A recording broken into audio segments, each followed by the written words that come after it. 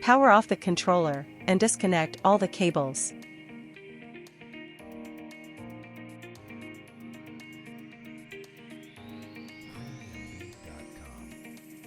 Unscrew 3 screws at the bottom, and 1 at the right side of case.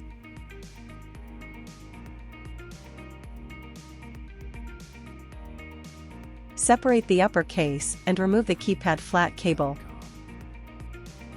Unscrew 4 screws on the LCD PCB. Be careful, there is a flat cable underneath the PCB. Pull the black latch up for loosening the flat cable. Disconnect it before dividing the LCD board from main board. Loosen the other flat cable from printhead. Screw off 2 Phillips screws and 4 hex socket cap screws on main board.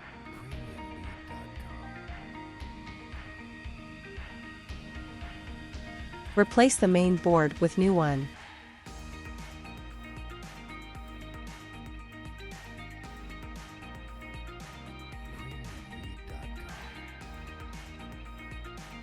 Mount the 2 hex socket cap screws to the middle part of new main board.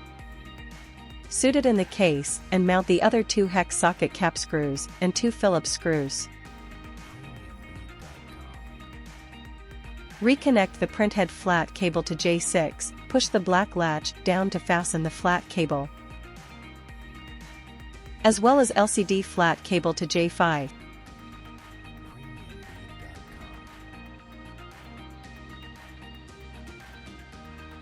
Mount the 4 screws to fix the LCD part.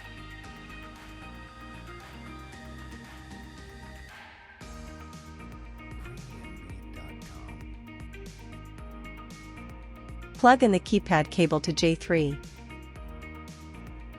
Assemble the controller back. Mount in one the right side of case, and the 3 screws at the bottom.